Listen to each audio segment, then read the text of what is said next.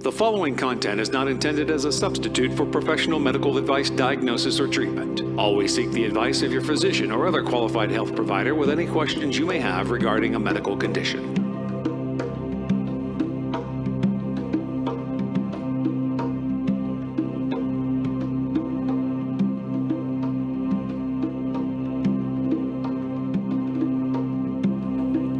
Hello, everyone. My name is Marina Sprocki, and I'm the host of Always Another Way podcast.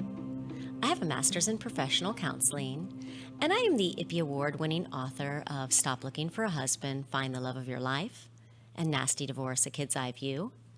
I write positive divorce advice for the HuffPost, and I'm trained in clinical hypnosis.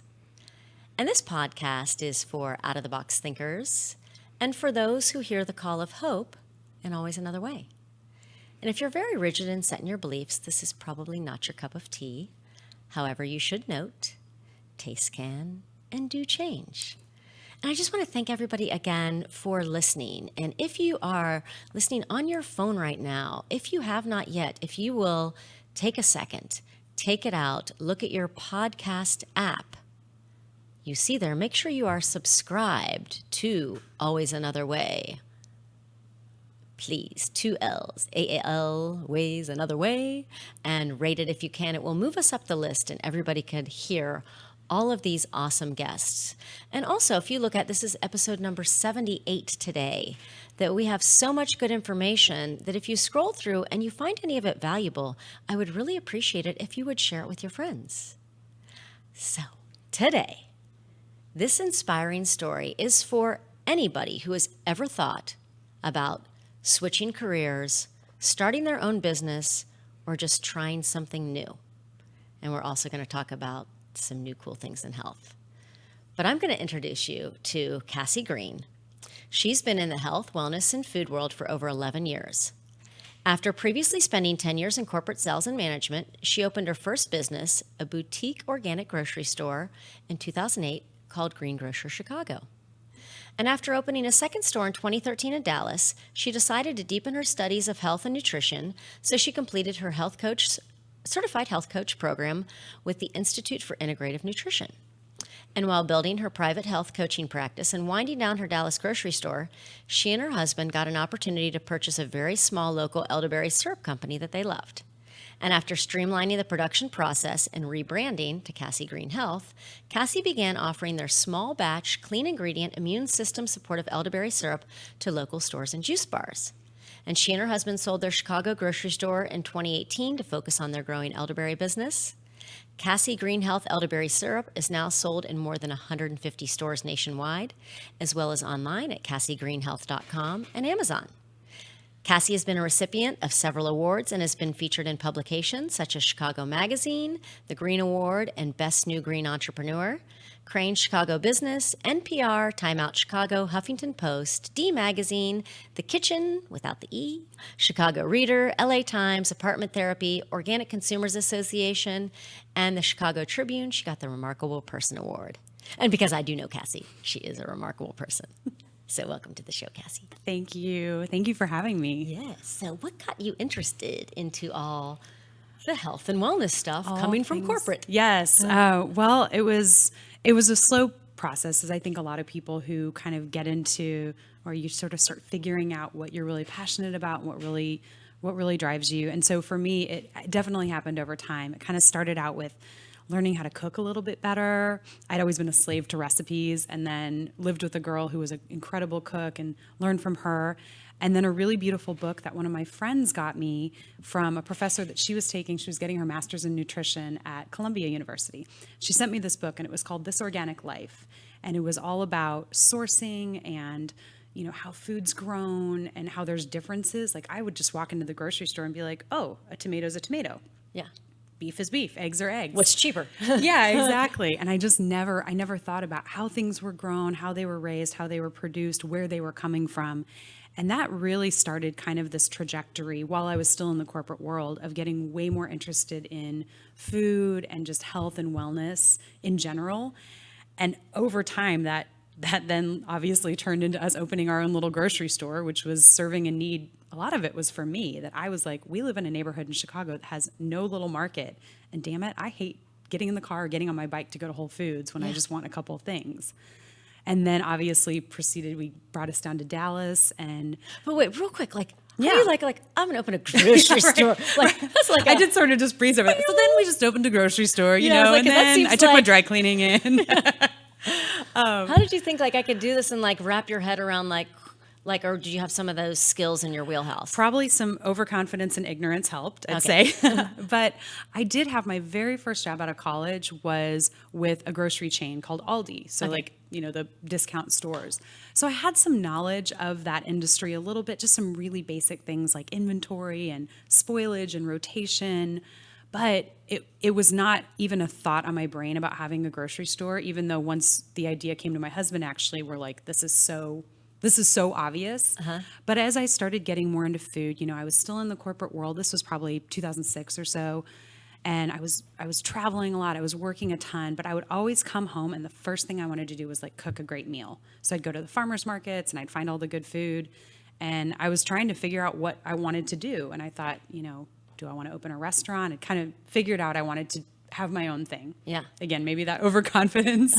I told my mom, I was like, you have a Leo only child. Like, of course I think I can do everything. Oh, nice. Yeah. Which is sometimes true and sometimes not, obviously. But I thought maybe a restaurant, but I really realized I don't have the temperament of any chef that I've known. Yeah. You know, with that much more hard driving. I'm not a night person. So that was even a thing to think about. Like, I don't want to stay up yelling at people until 2 a.m. So it was just one random night. My husband and I were walking through our neighborhood in Chicago. We wanted to get a pint of ice cream, and there was no market. There's no grocery store in our old neighborhood. And we went to the gas station, got some junk, and I just started complaining to him. I'm like, oh, this neighborhood needs a little grocery store, a little market with like great food and wine and ice cream. And he just looked at me and he's like, oh, maybe that's your calling. And I was like, what? You're a genius. He doesn't even remember saying this, which I think is my favorite part, is that he's like, I said that? I'm like, yeah, you changed my life. And you this is when we were latched just onto dating. it. Oh, yeah. Like, we weren't even married yet. And it was probably almost a year after that I quit my corporate job and spent 6 months just, I mean, I had never written a business plan. I had never taken a business class. I'd worked in corporate America, but just spent 6 months figuring out how to open a store. And did you like do a lot of like Google looking or? So I did. There was one really great resource, and actually for people listening, if they are looking to open a small business, and I don't know what it's like now, but the Small Business Administration, which is a government agency, they offer this program called SCORE. It's Service Corps of Retired Executives. And that was incredible. So I went, and I had like these two old guys, Frank and Arthur were my consultants. It's all free. What? Yeah, which is really nice because when you're an entrepreneur and you're starting something you don't know, you're kind of like, oh, okay, what do I do? Yeah. You know? So went to them and they gave me outlines for a business plan. They gave me outlines for all the spreadsheets, you know, cash flow and profit and loss statements and break evens. So that was really valuable. Wow, It was nice. incredible. And Yeah. free. And free, yes. And it was like you could call them anytime. The only funny, like they were the cutest, sweetest old men. I still remember, like I used to have to increase the font in my emails because Arthur, he was like, my eyes are not great. I was like, I love you. Like, 16 for you. yeah, exactly. So did that, and then just, I mean, it was really just learning as we went. I met farmers at the farmers market, said, hey, I'm opening this grocery store. You know, would you sell to us? And they were kind of like, yeah, sure, lady, you're opening a grocery store. Yeah. And then when I was like, okay, so here's our address, and here's when we're opening, they're like, oh, dang. She really is. She for real. Yeah, exactly. So it was a lot of just learning as we went. And probably had I had more business or any business experience, it might have been a little bit easier, but it's one of the things that I feel like a lot of times we think that we need all this education or we need these certain letters behind our name. And obviously with some things, like, yes, if I Can't be a surgeon. I was just thinking, I was like, I'm going to go to a brain surgeon who wasn't like, I Googled it. I found a YouTube video. Maybe there is one. Don't you worry, lady. So that obviously you want some people who have training, but when it comes to starting your own thing, I think we really underestimate how much we actually are able to do and figure out. And yes, you're going to screw things up, and you might go, oh, if I had this experience, I might not have screwed it up. But how much would that maybe have delayed your process? Right? Versus experiencing it. Versus just going through it. Best learner. Truly. And it's hard, and sometimes it just smokes you, but I think it's really valuable, to actually in practice, in real life, IRL as the kids say. Yeah, right? to actually just go out there and try it. IKR. I know, right? Yeah. Yeah, it's okay. So you went there, so you opened this up, and then how did it all do? Like, were you just like blown away by everybody else thinking the same thing? Right. Well, so wish there was a grocery store here. Yes, we were the neighborhood that we were in. It was West Town in Chicago, and it. I know you mentioned in the bio that we sold our store, but the store's still there, which is great. Nice. I still go back and visit it, and it's so cool. Yeah, which is really special. Still has the name.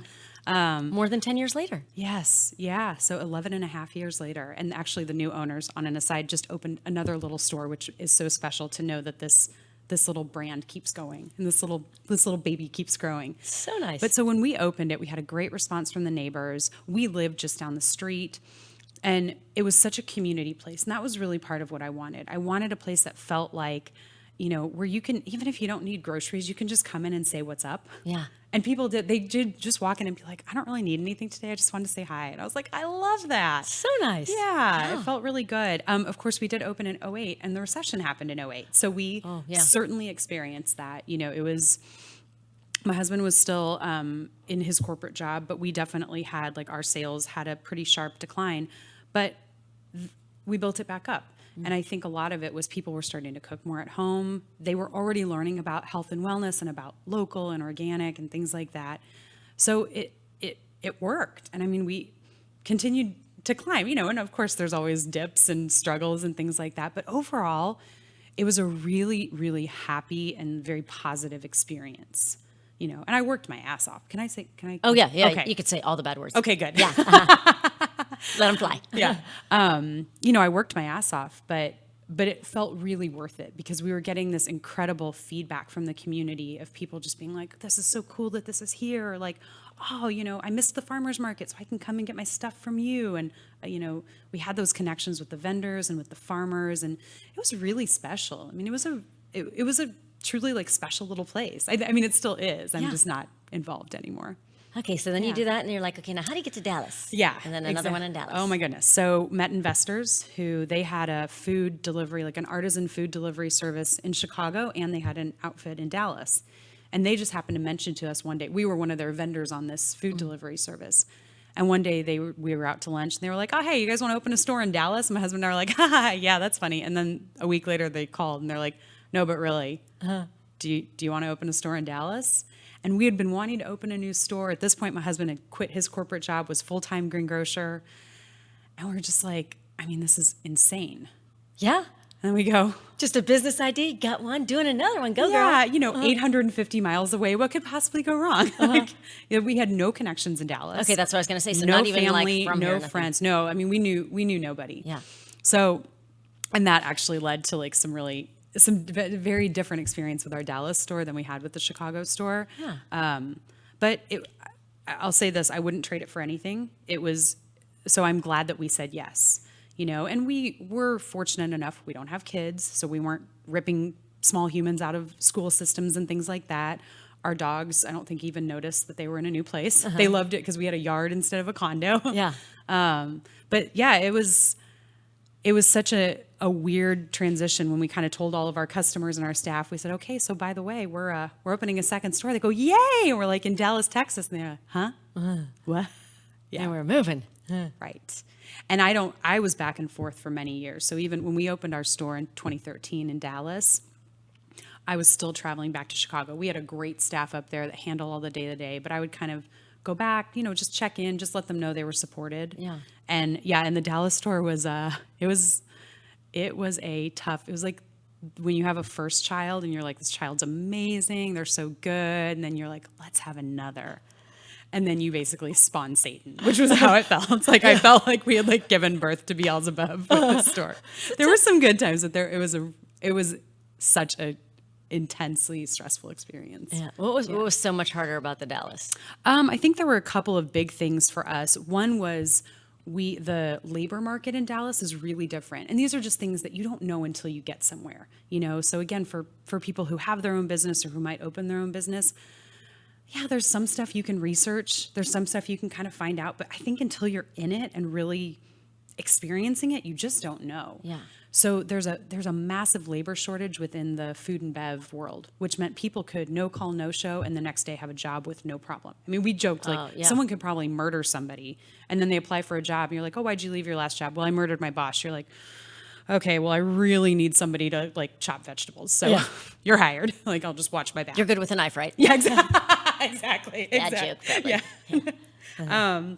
And then I think the other piece was, even though our business partners, who were amazing, incredibly kind, really supportive people, they had done some market research in Dallas, but because none of us had a really, really firm grasp on Dallas culture, I don't think we understood, first of all, how competitive the grocery market was. Mm-hmm. Just Central Market, Trader Joe's, Whole Foods, all these things. And in Chicago, we served as a convenience for the people in our neighborhood, because getting in your car in Chicago is just a huge pain. Yeah. So you're like, oh, I'll walk to the store 2 blocks away and I don't have to deal with traffic. Yeah. Whereas in Dallas, I know that from New York City. You find the good one there and you're you find your little bodega, and maybe you do a big shop once a week or once every other week. But mostly you're kind of like, I'm going to grab my few little things. So that was how we were in Chicago. And we thought, oh, this neighborhood in Dallas, we were in M Streets. Yeah, I know where you were. I know. We thought, oh, I bet they'll love having a little market they can walk to, or, they don't have to worry about getting on Greenville, upper Greenville or anything, or Central Expressway. And I think we just underestimated how easy it is to drive places here. So it's you could park in your own driveway. You're not street parking. You can drive and park at Central Market or whatever grocery store. Yeah. Whereas that wasn't the reality in Chicago. So I think because we didn't offer everything, oftentimes people would, I want to go there, but I'm going to go here. And because I got to get 82 other things. Yeah. Exactly. And, some people cared so much about the quality we offered because we were so focused on organic, non-GMO, locally sourced, really clean stuff, really clean deli, juice bar. But a lot of people just don't care. If they're like, hey, I'm in a hurry, or I've got my 2 kids screaming in the back seat, I don't have time to stop at 2 places. Right. So it's a really different, I think a different culture. And I think just some different challenges that we didn't know until we got here. And then we go, oh, wow. So we had these incredible, real, super fans almost. Our customers who they were like family. When we said we were closing, we all cried together. Yeah. It was a big deal. But we didn't have enough of those. Mm-hmm. And so how was that? How did you take that? And we had this this first thing is success, home run, and then the second one you're like, whoa, whoa, whoa, whoa, whoa. It's very humbling. Or to even realize oh my gosh, I have to what's that like? I will say it was probably one of the hardest things I've ever done. And with our Dallas store, what was so tricky, and this is where anytime I talk to entrepreneurs, I'm in contact with a lot, especially other women business owners. We all kind of experience similar things. We all have struggles. We all have failures. We all have those times where you go, well, I thought I had it together, and apparently I'm just an idiot. And it's no, you're not, I promise, But those were the same things I said to myself. It's right. Well, what's wrong with you? You can't figure out how to make this work. And the stress of saying, I'm doing everything I can physically, mentally, and emotionally to make this thing work, and it is just not working, was intense. Yeah. It was about 2 years of working 100 hours a week, nonstop. And did that strain your marriage at all? Oh yeah. Okay. And it was actually, that was kind of one of the big moments where, and this was a big lesson for me that I needed to learn. I wish I could have probably learned it a little bit gentler, but I didn't. So how it's the universe is yeah. And it's exactly, yes, just a right hook. We both know the right hooks. Yes. I was I got my right hook, I got my uppercut, or they got it in. But there were a couple big lessons. One of them was, I don't want to put my business, even if it's my own and something I love, above my health, my marriage, my own just joy in life. It's not worth it. And when I had almost like a breast cancer scare. It was nothing, thank goodness. But that was a big wake-up call. And I go, what am I doing? And then I remember I went to our business partners and I said, hey guys, like, I'm obviously not doing a good job running this store because I've been doing it for 2 years and it is not working. Yeah.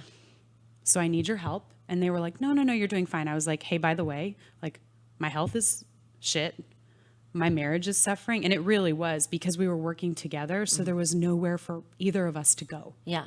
Or to do anything other than work. Yeah. And then if it's tense, yes. because they're trying to make stuff happen and you can't magically make it happen. Yes, exactly. You're both really trying to make it work, but you're like, you're both falling short and you don't really know what the answer is. So it was stressful. Yeah. And when I really took that step back and said, I mean, this is a grocery store. Like, I love it, but I don't love it enough to screw up all the other good things in my life. Yeah.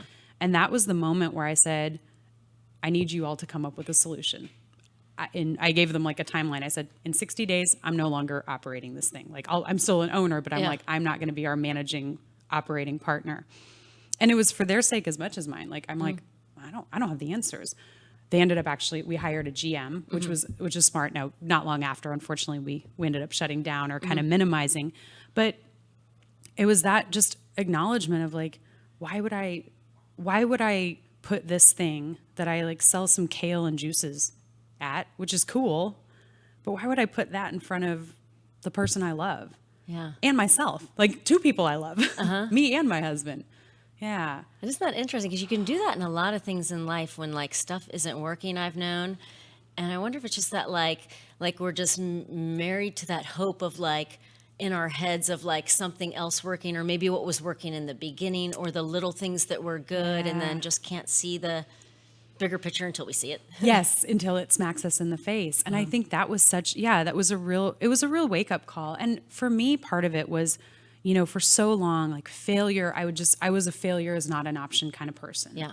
And now I'm a failure is a part of the process kind of person, because it is. Yeah. Like, if you're not failing, you're not trying. Right. You're not trying anything new. And who hasn't failed?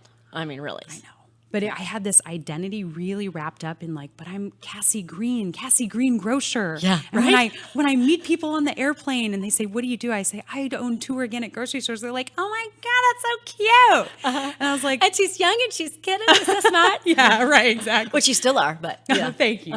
But I was like, well, why do I care what the person sitting in 8E thinks about me, like as we're flying to whatever, Kansas City, like, why should I care what they think? So what I do doesn't matter as far as like, it is just what I do. It isn't who I am. Yeah.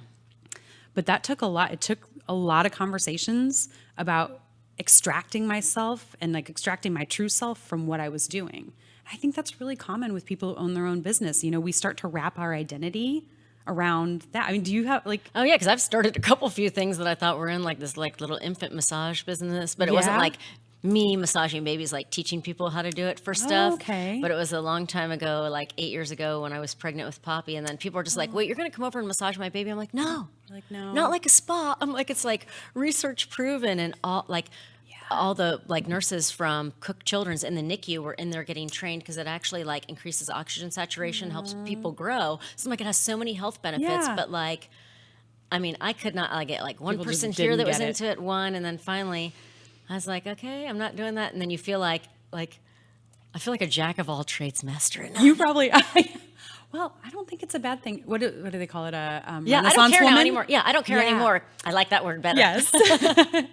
Yeah, no, and I think you're right. Like, I had this image of like, when we opened our first Chicago store, I was like, we're going to own this business for like 30 years. We're going to open stores all over. I'm going to be like the grocery queen. I mean, like, what a silly thing. Face is gonna yeah, mess. exactly.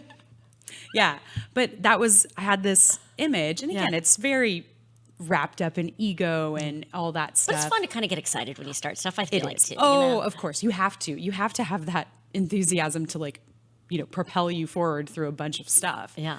But once I realized like, this is just what I do. And the lessons I learned, even though the Dallas store was so challenging, it was so stressful, it was so much pressure, and really took a deep toll on a lot of things, I still wouldn't trade it. I mean, I'm like, I needed to learn those lessons, and it forever shifted the way that I approach business. Awesome. Yeah. Okay, and Thank freaking God. so then as you're like exiting out, what do you have this like, what are we going to do next? Absolutely. Yeah. Because we're like, well, and I was so fried at that point that I'm like, I'm just going to go be a barista. My husband's like, I don't think you're going to really be happy doing that. I was like, I don't want to manage people. If somebody calls in, I don't want it to be my problem. I was just over it. Yeah. And I never thought I'd really feel that way, but I think really I was exhausted. Yeah. And certainly people who have struggled with their businesses, I don't have kids, but I can imagine like new parents, you just are at a level of exhaustion that you're like, I would give anything for a nap right now. Like I would like cut the stranger's throat. If you're like, I'll give you 3 hours of silence to sleep, be like, sorry, buddy. Yeah. Don't know you. Exactly right. But so at that point, yeah, we were kind of like, we've got the store. We still had the store in Chicago, but we didn't want to go back to Chicago. We were like, we kind of feel like what we've done there is done. The winter is just so brutal that we were really enjoying being in Texas. Yeah.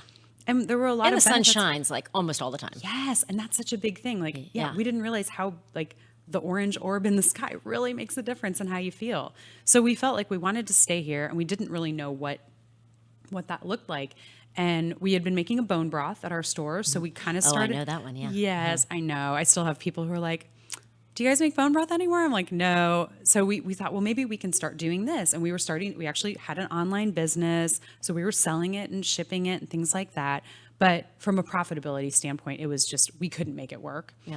So we still had this sort of like, I don't know what we're going to do. And at this point, our store was kind of, we downsized to like a micro market. So we cut 19 out of our 20 staff. We cut our hours. We said, we're just operating this really small fraction of our business while we still had our lease. Oh, yeah. So that's why, we would have closed earlier had we not had our lease. But we're like, we're not going to ditch our lease. So when we started telling people like, hey, we're really going, like, we're like going to be gone, so many people started asking about the elderberry syrup. And by this point, we had already bought the company. We were producing it with our label. And they're like, well, where are we going to get it when you guys are gone? We were kind of like, I don't know, like we're just meh. And a couple customers were like, well, why don't you just sell it to other stores? And I'm so glad they said that, because both Gary, my husband, and I are like, oh, That's an idea.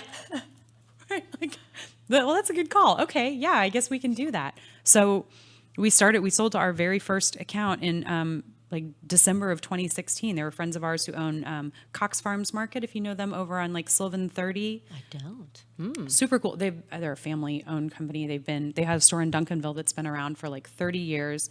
And then this store, I can't remember how long this one's been, maybe 8, 9.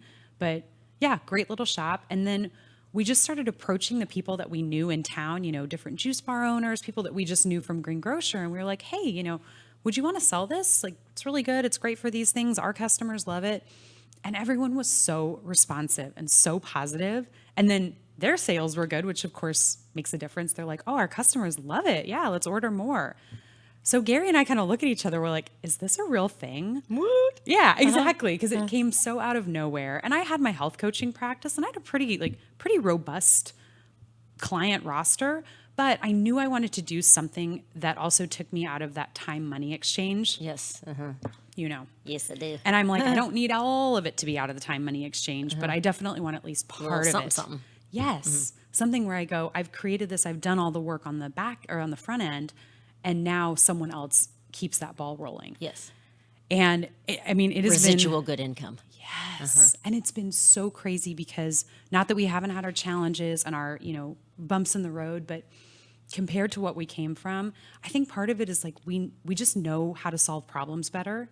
We're also not just thoroughly exhausted, which is helpful too, and it's successful. Yeah. But we were like brought to our knees by our Dallas store. I was like a puddle on the floor.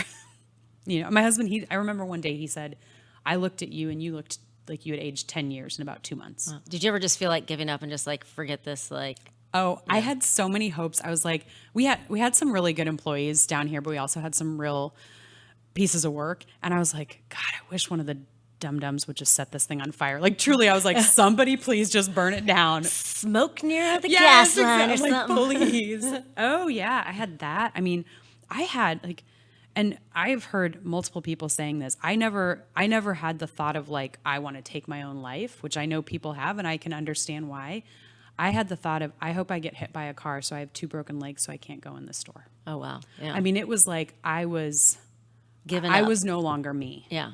And one of my friends she and I were traveling together a few months ago, I had my Texas driver's license, which I had that picture taken in 2015 when I was like in the throes of the crazy. And she looked at the picture and she goes, "That doesn't even look like you." Wow. I was like, "Really?" And she's like, "If you showed me this picture and said, 'Who is this?'" She said, "I wouldn't know." Wow. Yeah. So you can see how all the stress and Oh, stress will kill you. For literally, real. I mean, really, yeah. And I feel grateful that real. I didn't get to that point, but yeah, you see how it takes such a toll, and to be able to take that step back and to go, but for what?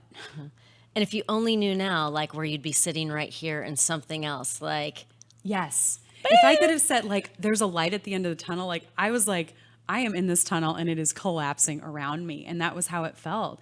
And so to have this thing kind of come out of it has been so incredible, because then you can look back and go, I learned so much. I mean, like I said, it was the right hook. It was the universe's right hook to my face. Yeah.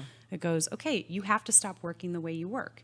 You can't just pedal to the metal nonstop and then you burn out for a we couple will days. take you down. Yes, exactly. And we will hold you down. Yeah. Yeah. Okay, so let's talk about elderberry. So people are like, elderberry syrup, what in the world is an elderberry syrup? Elderberry, yes. What is it? What's it good Yes. for? And it's obviously taken off for a reason. Yeah, exactly. Yeah, so an elderberry is actually a berry. It's higher in antioxidants than pomegranate, blueberry, and acai berries. So it's a superfood. I always say it's a superfood that doesn't have a good marketing team like palm and acai. And the term elderberry, they probably need to rebrand that, but it's okay. We're sticking with it while it's called that.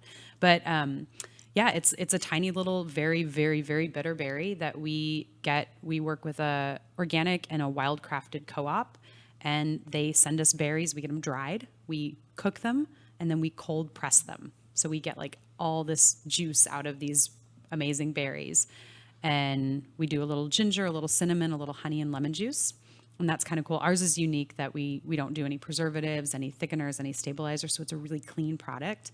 And elderberries themselves, and our other ingredients are really good too, but the elderberries are amazing for cold and flu prevention, as well as shortening the life of a cold and flu that you might have. And what we have seen huge results with down here is allergies. Oh, yeah.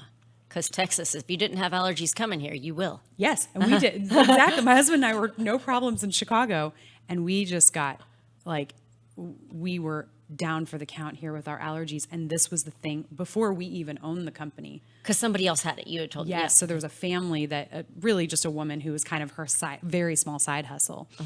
And she was producing it, and we were buying it to sell at Green Grocer. And we started taking it, and we're like, I can't believe this stuff works. And like all of our employees, they'd be like, I'm having such allergies. And we're like, take the elderberry. Yeah. And so those are the big things. There's a lot of research. And the proof is in the sipping.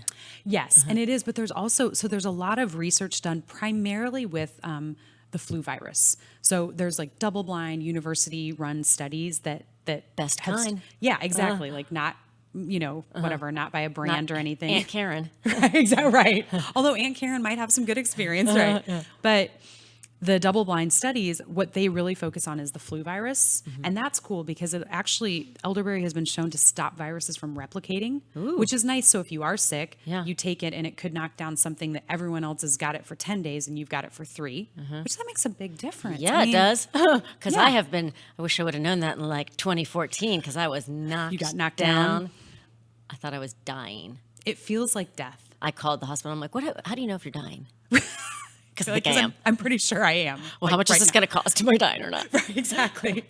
They're like, that's going to be expensive. You're like, okay, I'll wait and see. We'll figure it out. But if I had the elderberry syrup, yeah. The testimonies that we've heard alone have been super cool. And actually, I was just at one of our local accounts in Dallas, Royal Blue Grocery in Highland Park. Yes. We were, handing out samples and had a gal come up and she was like, this stuff has saved me. She's like, this is the only brand I'll buy. It is the only thing that works. She goes, and this is her experience, but she's like, it works better than medicine. Yeah. She's like, I've gotten sick and taken actual prescribed medicine and I have not felt better. And then I take your stuff and it does. And I was like, well, that's really cool. And it can't hurt you. That's the thing is, It cannot hurt you. I'm sure somebody out there is allergic to elderberries because someone is allergic to everything. Yes. Don't take it if you are. Exactly. Yeah, please don't. And then the thing I tell people is if you take a lot of it, the thing it might do is it speeds up digestion. So that'd be your worst case scenario. That's like worst case scenario. Yeah. But try and see. That's cool. But because we tell people to take such a small bit, it's like a teaspoon a day, or if you're sick, it's a few tablespoons a day. It's real. I mean, And what's it taste like? so what I describe it kind of tastes like plum and blackberry, a little pruny, but which is a dried I plum. like prunes. Yeah, I do too. Yeah, but it's got the nice, like the cinnamon and the ginger, and then the honey is just a little touch of it, so it's really low in sugar too. So that's nice because a lot of the Yeah. other products out there are really high in sugars. Yes. And so we were like, no, we want to make it, something that's still good for you and isn't like dumping sugar in your body as you're trying to heal. Nice. Yeah. Very, very. Yeah, so it's been just such a funny, if you told me 4 years ago that, my main business would be selling elderberry syrup, I'd be like, what? What? That's crazy. That's a business? Yeah. But it is. But it is. But it Which is. is the fun of this. Yeah. And so you go back to that idea of these entrepreneurs. If someone has an interesting idea or something that they just really feel strongly about or feel like their skill set really lies in something, I'm like, well, try it to whatever degree that you could try it, and take that risk, try it out. And look what you did. Yes. And we turned this really hard thing, this like turd of a business into something that was great. Yeah. So and then we'll go in and we'll kind of segue over to like the coaching stuff. Yeah. Like, what do you do for everybody? So, kind of stuff. yeah. So the program that I did, the certified health coach, a lot of the focus is on nutrition. Excuse me. And I think nutrition is really important. And I think it's great to have a base knowledge of that.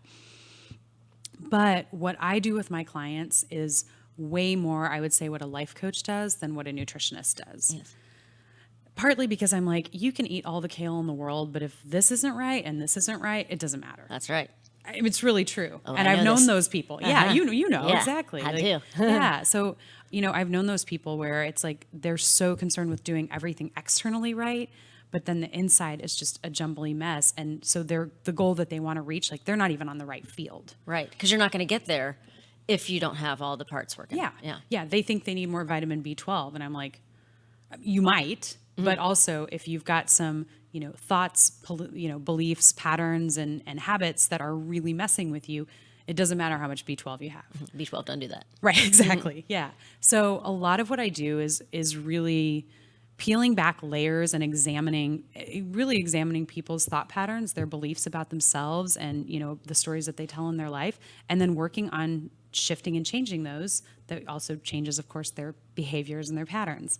So part of this is the training I had with IAN, but also, I had my own personal therapy experience, which was great. I had a therapist. It was probably 15 years ago, and she was more like a life coach than a therapist as well. And I'm sure I would imagine a lot like what you do, which it's not you just sit and talk to me while I lay on the couch and, Repeat the last word you said. tell you about my mother and stuff like that. So your mother. Yeah, exactly. Yeah.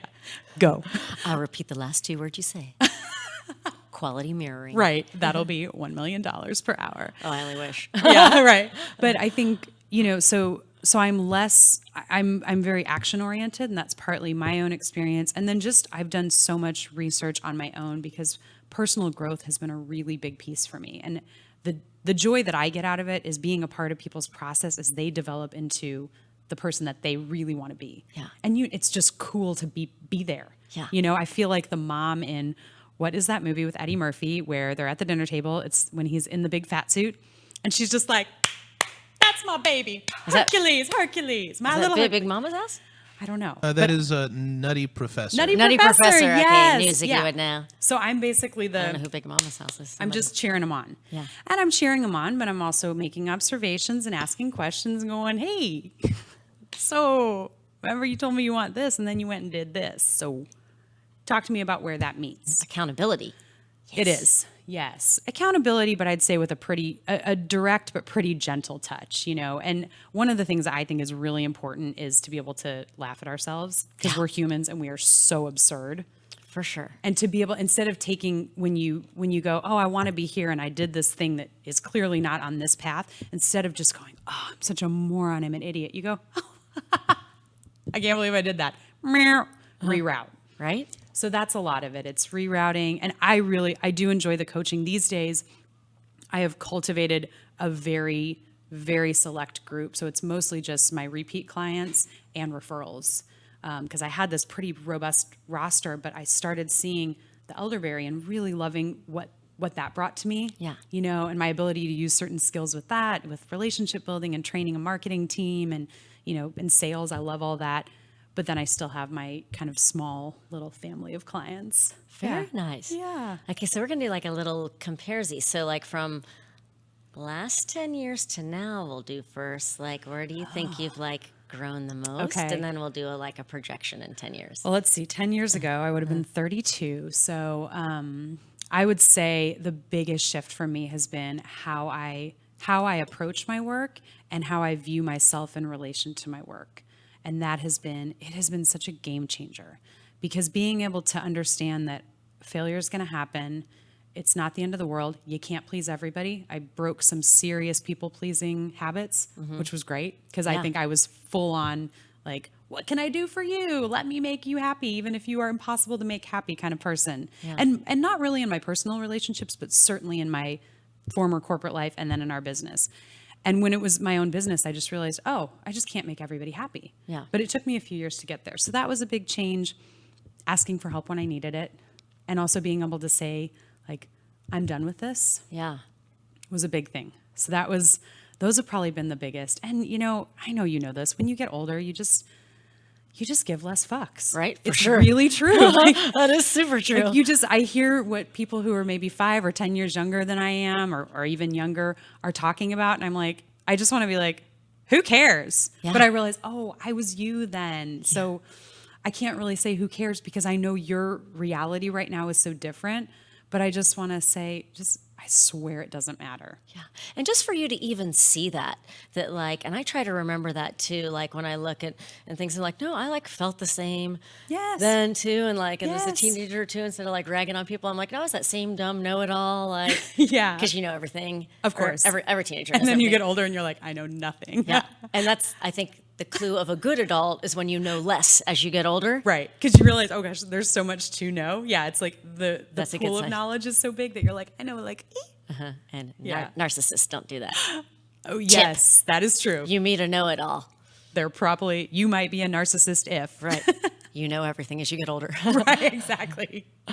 And so, okay, so now so you've learned that. So now, Yeah. so you've got this elderberry syrup's rocking, Yes. good client potential, and then also you've got this sweet women's entrepreneurial group that we didn't talk about. Yes. That's super fun. But where do you see yourself like in 10 years? Do you ever do like kind of future imaginationing?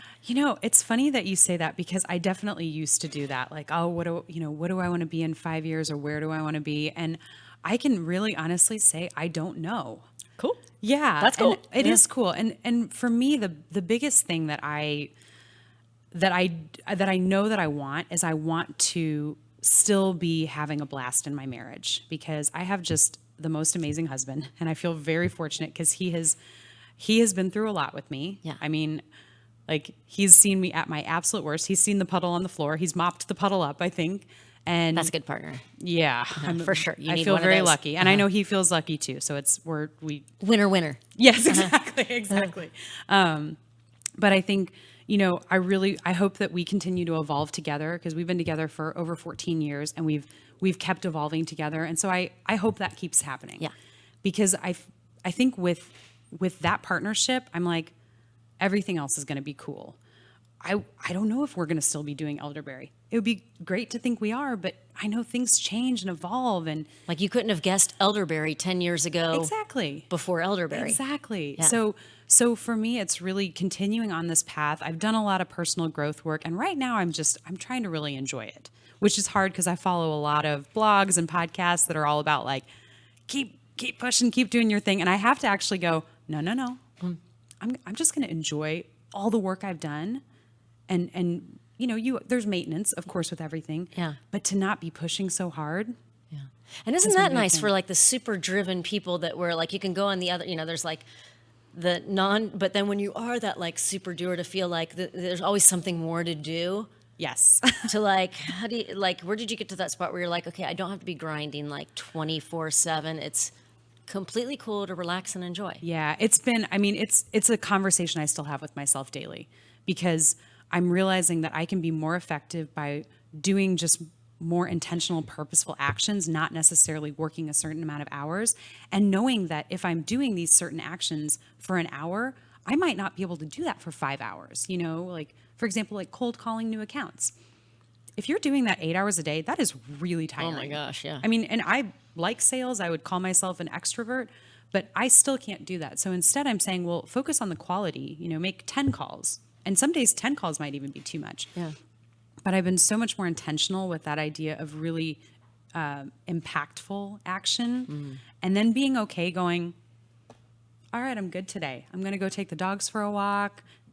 Gary and I are going to go for a motorcycle ride. I'm working on a book, so spending a little time doing that. I know. I'm like, Ooh, can you give any little hinty hints? Yeah. What's Oh, it gonna be sure. about? So it's somewhat within my core competency, but also it's very much a personal journey of healing my relationship with food and my body. Ooh, nice. Because that's been a long, long, long journey. And lots of people got that for sure. Yeah. And I think just being on this side of it, and I say this side meaning I don't still have some of those old thoughts and emotions, but having such a ability to handle it, looking back going, damn, I wasted so much time and brain space. Like, I wasted a perfectly good brain thinking about what I was or wasn't eating, or what I should or shouldn't eat, or does my butt look big, or oh, my butt certainly looks big. I mean, So and that's, I think, like almost everybody, like, I think struggles with it, like, of just like certainly most women, Yeah. I'd say, but men too. for sure, and Yeah. maybe more hidden on men Yeah. because because men can only talk about two things,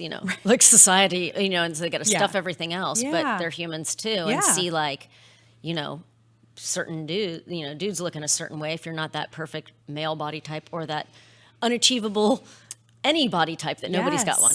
Yes, exactly. So that's been really fun. So I've been spending some time doing that and realizing that stuff has value too. And by stepping away from our business, that when I come back to our business, I'm so much better. Yeah. And that was the lesson I just didn't learn. I just thought, just keep running into the wall as hard and as fast as you can, and eventually you'll break the wall. But really, you break you. That was the old Cassie. And now the new Cassie is like, oh, no. Why don't you look for a door? Why don't you take a step back and see how you can find, the more obvious path? I love that. Yeah. I love that. And I wonder if is there any thing we didn't talk about or any last little bit, because we're getting close to time Yes. that you So, want to give? the only thing, and I think I've touched on it a few times, is just if anybody out there is a business owner and going through some hard times, or if you're thinking about owning your own business, I just want to say you're not alone. If you've made mistakes, or if you've, are feeling stressed or overwhelmed, you're not the only one out there. And just because what we see on social media has these either 1 in a million stories, or someone who just doesn't show all the work behind their success. Or maybe they're just fudge-a-ludging a little bit And that too. because there's that. Yeah. You're absolutely right. Just to remember, talk to people about it, because I think that's really helpful to know I'm not alone. I'm not an idiot. It's not that I'm somehow flawed. It's that I maybe have a really tough situation, and to know that you'll still get through it. I mean, it's funny. Your podcast, Always Another Way. It's Always like there Another really is always another way. And then being open to, I was just thinking, it's just not even knowing what's coming. It might be better than you Yes. even thought. Yes, we couldn't have known. Yeah.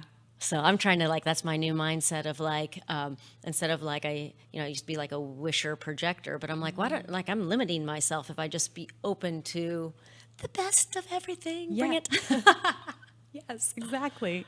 Cool. It was so good talking to you, and you Thank you so just much have for such a having me. a wonderful spirit and are just so positive. You but even, too. By the way, you're so wonderful. Mutual admiration. Exactly. But it's Mutual Admiration But Society. it's so cool to in see, order. women just going for it too. But also I really just think just open a grocery. That's so to me that sounds oh my God, how would I even if you're but how would you do that? But that you went for it, and and you just didn't give up or make excuses, and had the ability to realize okay, this isn't working. Yeah.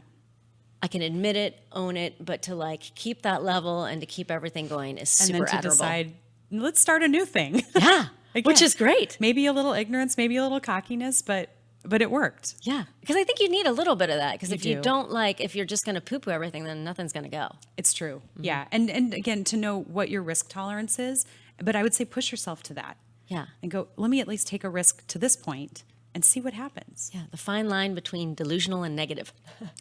Yeah, right, exactly. It's like a tightrope. Somewhere right there. Yeah, exactly. Closer to delusional. Certainly for me, I'd say closer to delusional. I love that. Yeah. Well, thank you so very Thanks, much. Marina. And you can find Cassie at CassieGreenHealth.com. And for all of you listening, you know that there is always another way.